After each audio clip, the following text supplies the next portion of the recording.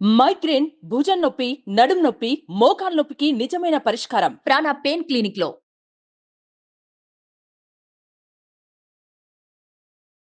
సార్లు గనక మనం చూసుకుంటే నెగెటివ్ ఆలోచనలు వచ్చినప్పుడు అన్‌కంట్రోల్డ్ అయిపోయి కొంతమంది స్పాయిల్ చేసేసుకుంటారు. అంటే సూసైడ్ వరకు వెళ్ళిపోతూ ఉంటారు. చాలామంది అలా సూసైడ్ చేసుకున్నటువంటి వాళ్ళు కూడా ఉన్నారు. ఆ ఆలోచనలు ఎలా పుడతాయి? వాటిని ఎలా బ్రేక్ చేయాలి అనేది ఈరోజు మనతో పాటు నిత్యానంద ప్రభు గారు ఉన్నారు. అది వారి మాటలో తెలుసుకుందాము.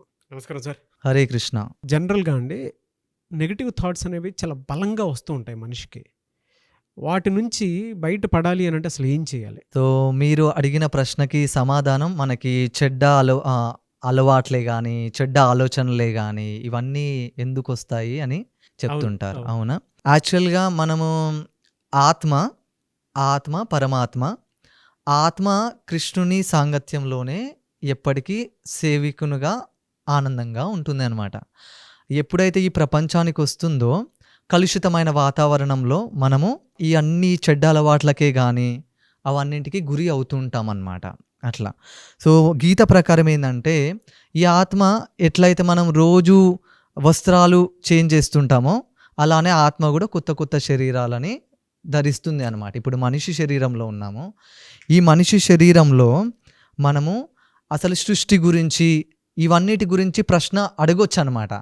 ఇప్పుడు నాకు చెడు ఆలోచనలు ఎందుకు వస్తున్నాయని ఒక పశువు అడగగలుగుతుందా? అడగలేదు. కానీ ఈ మనిషికి ఆ యొక్క వికసితమైన బుద్ధి ఉంటుందన్నమాట. అట్లా.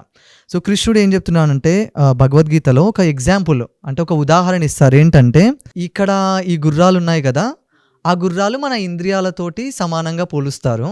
ఓకే. పైన మీరు ఆ తాళ్ళు ఉన్నాయి కదా, అవును. 5 గుర్రాలు ఉన్నాయి. అవి 5 ఇంద్రియాలు. కళ్ళు, ముక్కు, చెవులు అలా. ఆ తాడు ఏంటంటే మన మనస్సుతోటి పోలుస్తారనమాట. ఓకే. పైన అక్కడ డ్రైవర్ ఉన్నాడా, దాన్ని బుద్ధితోటి పోలుస్తారనమాట. ఓకే. ఇక్కడ కూర్చుందా ప్యాసింజర్, ఆయన ఆత్మ, అంటే మనం అన్నమాట. సో, ఎప్పుడైతే ఇప్పుడు ఒకవేళ ఈ డ్రైవరు స్ట్రాంగ్ ఉన్నాడు అనుకోండి, గుర్రాలు ఎక్కడ గైడ్ చేస్తే అక్కడికి వెళ్తుంటాయి. అవునా? ఒకవేళ డ్రైవరే వీక్ ఉన్నాడు, ఆ డ్రైవర్ ఎవరంటే బుద్ధి అనమాట. తాడెవరు? మనస్సు. ఒకవేళ డ్రైవర్ వీక్ ఉన్నాడు, ఆ తాడు అనేది స్ట్రాంగ్ ఉంది. డ్రైవర్ వీక్ ఉంటే ఏమవుతుంది? ఆ తాళ్ళు సరిగ్గా పట్టుకోలేడు. అంటే మనసు ఎక్కడికి వెళ్తుందో అక్కడికి వెళ్ళిపోతుంటారు అనమాట. ఒక వ్యక్తి ఇప్పుడు ఒక చెడ్డ అలవాటుకి గురయ్యారు. సపోజ్ మందు తాగడం. ఆ మందు తాగడం తెలుసు తప్పు అని. మనం వేరే వాళ్ళని కూడా చూస్తున్నాం మందు తాగితే పరిస్థితి ఏంటి అని. మరి ఆయన ఎందుకు అలా తాగుతున్నాడు అంటే అదొక అలవాటు. కానీ ఆయన బుద్ధి కూడా చాలా వీక్ అన్నమాట. ఆయన ఒకవేళ బుద్ధి స్ట్రాంగ్ ఉందనుకోండి, ఆయనకు తెలుస్తుంది, అరే మందు తాగితే పరిస్థితి ఇలా రా, అది తెలుస్తుంది. కానీ మైండ్ అనేది స్ట్రాంగ్ ఉంది ఇక్కడ ఆయనకి. మనసు అనేది ఆయనని కంట్రోల్ చేస్తుంది అనమాట. మరి ఈ బుద్ధిని ఎలా స్ట్రాంగ్ చేసుకోవాలి అంటే, గీత ఏం చెప్తుందంటే భాగవత శ్రవణం చేయాలి అని చెప్తుంది అనమాట. భక్తుల సాంగత్యం చేయాలి, భగవానుని నామం జపం చేయాలి అని చెప్తుంది అనమాట గీత. ఇలా మీరు చూస్తే ఇది భగవాను నామం. ఇది మీరు చాలామంది ఇస్కాన్ భక్తులను చూసే ఉంటారు. సో, ఇది జపం చేయడం వల్ల ఏమవుతుందంటే ఆ మనసు అనేది మన నియంత్రణలోకి వచ్చేస్తుంది అనమాట. మనకిప్పుడు బుద్ధి అనేది అంత దృఢంగా లేదు. మంచి అంటే ఏంటి, చెడు అంటే ఏంటి అనే తెలుసుకునే స్టేజ్లో లేదనమాట. కొంతమంది ఆవులను చంపి తింటుంటారు. ఇప్పుడు మీకు తెలుసు ఇది తప్పు అని, మరి వాళ్ళు తినేటోళ్ళకి, అవునా? సో, అంటే ఆ బుద్ధి అనేది స్ట్రాంగ్గా లేదనమాట. అట్లా కొంతమంది చెప్పాను, స్మోకింగ్ ఎగ్జాంపుల్. ఆ స్మోకింగ్ తెలుసు, అరే స్మోకింగ్ చేస్తే లంగ్స్, ఊపిరితిత్తులు అవన్నీ ఖరాబ్ అయిపోతాయని. స్టిల్ ఆయన స్మోక్ చేస్తాడు. ఎందుకు? ఆయన మనసు అనేది స్ట్రాంగ్గా లేదనమాట. ఒక వ్యక్తి ఒక నీలి చిత్రాలు చూస్తున్నాడు, అరే చూడొద్దు, కానీ మనసు తీసుకెళ్తుంది. మైండ్ ఏం చెప్తుంది? అరే చూడకరా, తప్పు. ఇప్పుడు శాస్త్రం ఏం చెప్తుందంటే మాత్రవత్ పరదారేషు. భాగవతం ఏం చెప్తుందంటే మాత్రవత్ పరదారేషు. నీ భార్య తప్ప ప్రతి ఒక్క ఆవిడని అమ్మగా చూడు అని చెప్తుంది అనమాట. నీ భార్య తప్ప ప్రతి ఒక్క స్త్రీ నీ యొక్క అమ్మలాగా చూడు అని చెప్తుంది అనమాట. మరి వీడియోలు వచ్చే వాళ్ళంతా తల్లిదండ్రులతోటి సమానం. మరి స్టిల్ చూస్తుంది. ఎందుకు? ఆయనకు ఆ చెడ్డ అలవాటు ఆ మైండ్ అనేది స్ట్రాంగ్గా పుల్ చేస్తుంది అనమాట. అట్లా. సో ఆ కామం అనేది నిండిపోయింది హృదయంలో. ఆ కామంలో అవన్నీ చూసి ఇప్పుడు రీసెంట్గా మీరు బెంగాల్లో జరిగిన సంఘటన తెలిసే ఉంటుంది. మరి ఆ వ్యక్తి ఎందుకు అలా చేశాడంటే ఆ వ్యక్తి ఖచ్చితంగా నీలి చిత్రాలు చూసే వ్యక్తి అయి ఉంటాడు ఖచ్చితంగా. ఎందుకంటే ఆ చూసి చూసి చూసి ఆయన యాక్ట్ చేయాలి అన్న స్టేజ్లోకి మనసు తీసుకెళ్ళిపోతుంది, ఆయన పర్మిషన్ లేకుండా కూడా. ఏం చేస్తున్నాడో కూడా ఆయనకి తెలియదు ఆ సిచ్యువేషన్లో. అంత బలమైన ఆ ఇంద్రియాలు, మన ఇంద్రియాలు అనేవి, ఆ మనసు కూడా అంత. ఇక్కడ చూపించినట్టు ఆ గుర్రాలు తీసుకెళ్తున్నాయి. 5 ఉంగుళీలు 5 ఇంద్రియాలతో సమానం. ఈ 5 చెప్తా అనమాట. కళ్ళు వెళ్ళు చూడాలి, మనసుకు చెప్తుంది, మనసు వెళ్ళి చూస్తుంది అనమాట. అట్లా, ఎందుకంటే బుద్ధి ఆల్రెడీ వీక్ డ్రైవర్ అట్లా. సో అందుకే మన శాస్త్రాలు ఏం చెప్తున్నాయి, గీత, భాగవతము, వేదాల సారాంశం ఏంటంటే వేదేశ్చ సర్వేర్ అహమేవ వేదు. వేదాల సారాంశం ఏంటంటే కృష్ణుణ్ణి అనుభవం చెందాలి, అది వేదాల సారాంశము. సో ఇది ఏంటంటే మన చాలా సైంటిఫికల్గా కూడా వైజ్ఞానికంగా కూడా ప్రూవ్ అయింది. ఏంటంటే కొంతమందిని టెస్ట్ చేశారు మంత్రం జపించే వాళ్ళని. సో వాళ్ళ యొక్క మైండ్ చాలా చాలా కంట్రోల్లోకి వచ్చిందని వాళ్ళు సైంటిఫిక్గా ప్రూవ్ చేశారనమాట ఈ మంత్రం జపం చేయడం వల్ల. మేము కూడా మా ఇస్కాన్లో చాలామంది మీరు చూస్తే వెస్టర్న్ కంట్రీస్లో ఆవులను తినే వాళ్ళే కానీ, డ్రగ్స్ మాదక ద్రవ్యాలను సేవించే వాళ్ళు కానీ, స్మోకింగే కానీ, ఇవన్నీ చేసే వాళ్ళు కూడా అట్లాంటి చెడ్డ అలవాట్లని వదిలేసారు ఈ మంత్ర జపం చేయడం వల్ల. ఎలా సార్, ఎలా చేయాలి? సో ఈ మంత్రం జపం చాలా సింపుల్ అండి. ఇది కృష్ణ బీడ్ అంటారు దీన్ని. ఇందులో 108 ఉంటాయన్నమాట. 108. ఇది చాలా శాస్త్రం ఏం చెప్తుందంటే ఆనందాంబుదివర్ధనం ప్రతిపదం పూర్ణ అమృత స్వాదనం. అంటే అమృత స్వాదనం అంటే అమృతం లాగా అన్నమాట. ఇంకా ఆనందాంబుది అంటే మీరు సాగరాలు చూసే ఉంటారు, ఎంత పెద్దగా ఉంటుంది. అట్లా ఆనందం అంటే ఆనందం యొక్క సాగరం అన్నట్టు. అట్లా ఆ ఆనందంలో మునగాలంటే ఆ భగవాను నామం జపం చేయాలి, కనీసం ఒడ్డు వరకన్నా వెళ్ళాలి యాక్చువల్గా. సో ఈ నామం ఏంటంటే ఫస్ట్ ఇక్కడ మేము ఒక మంత్రం ఏంటంటే పంచతత్వ మంత్రం. ఈ కలియుగంలో కృష్ణుడే స్వయంగా ఆయన యొక్క పార్షదులతోటి వస్తారనమాట ఈ మంత్రాన్ని ప్రతి ఒక్కరిగా ఉచితంగా ఇవ్వడానికి.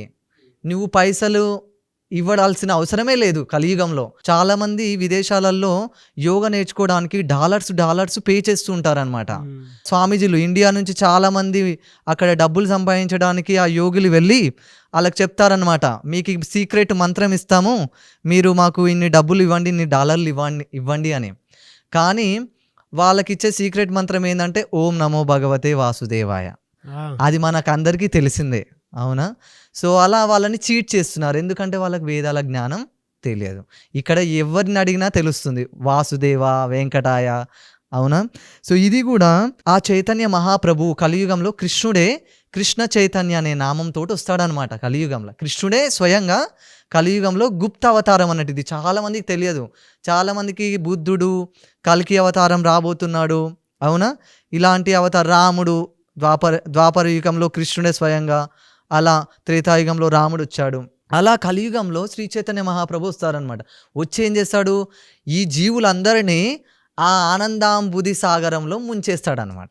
సో ఇలా ఎలా చేయాలి అని అంటే ఇది సింపుల్.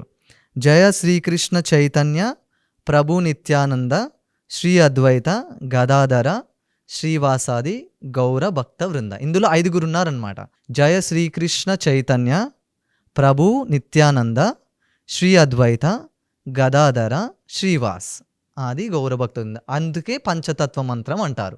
ఇది ఒక్కసారి అనాలన్నమాట. ఇది జపం చేయడం వల్ల ఏంటి అంటే ఇంకా నీకు తొందరగా కృప అనేది దొరుకుతుంది అనమాట. అట్లా. సో ఇందులో ముందరికి వెళ్తాం మేము. మొదట ఈ బీడ్లో హరే కృష్ణ కృష్ణ కృష్ణ హరే హరే, హరే రామ రామ రామ హరే హరే. మళ్ళీ ముందటికి వెళ్ళాలి. హరే కృష్ణ కృష్ణ కృష్ణ హరే హరే, హరే రామ రామ రామ హరే హరే. ఈ ఏలుతోని పట్టుకోకుండా మిగతా వేళ్ళతోని పట్టుకోవాలన్నమాట. ఈ ఏలు ఏంటంటే అందరినీ తప్పులు వెతుకుతూ ఉంటారు. నువ్వు ఇలారా అని తప్పులు వెతుకుతుంది. అందుకే ఈ వేలుతో చూపుడు వేలుతో పట్టుకోకుండా ఇంకో వేలుతోని మిగతా వేళ్ళతో పట్టుకోవచ్చు అనమాట. హరే కృష్ణ కృష్ణ కృష్ణ హరే హరే, హరే రామ రామ రామ హరే హరే, హరే కృష్ణ కృష్ణ కృష్ణ హరే హరే, హరే రామ రామ రామ హరే హరే, హరే కృష్ణ కృష్ణ కృష్ణ హరే హరే, హరే రామ రామ రామ హరే హరే. ఇలా 108 సార్లు జపం చేయాలి అన్నమాట. దీన్ని మంత్ర జపం అంటారు. ఓకే. మంత్ర జపం ఎలా అంటే ఈ మంత్రాన్ని వినడం, చెప్పడం, వినడం, ఈ శ్రవణం అనేది చాలా చాలా ఇంపార్టెంట్ అండి. ఓకే. మనకు మంచి వాటిని వింటే అవి మంచివే మన యొక్క మనసులో కూడా ఆ సౌండ్లే వైబ్రేట్ అవుతూ ఉంటాయన్నమాట. ఈ సౌండ్ ఏంటంటే ఈ ప్రపంచానికి చెందినది కాదనమాట. ఈ నామము సాక్షాత్ గోలోకేర ప్రేమదన హరినామ సంకీర్తన, గోలోకం నుంచి వచ్చిందనమాట ఈ మంత్రము. అక్కడ కూడా ఇదే భగవానుడు ఉండే ధామం ఏంటంటే గోలోక బృందావనం. మరి ఆ దేవుడు ఏం చేస్తున్నాడు అంటే అక్కడ ఇదే కీర్తనలు చేస్తూ ఆనందిస్తున్నాడు ఆయన భక్తులతోటి అలా. సో ఈ మంత్రము రోజు జపం చేయాలి, చెప్పాలి, వినాలి. హరే కృష్ణ కృష్ణ కృష్ణ హరే హరే, హరే రామ రామ రామ హరే హరే. 2 పనులు చేస్తే అయిపోతుంది మన జీవితంలో. నాలుకతోటి చెప్పడం, మనం చెవులతోటి వినడం. తత్వం ఏం చెప్తుంది? తత్వం ఏం చెప్తుందంటే భగవానుని నామము జపం చేస్తే మన యొక్క అన్ని అనర్థాలు వెళ్ళిపోతాయి అని చెప్తుంది అనమాట. సర్వపాప ప్రణాశనం. మనం ఎన్నో జన్మల నుంచి తెలియకుండా ఎన్నో పాపాలు చేశాము.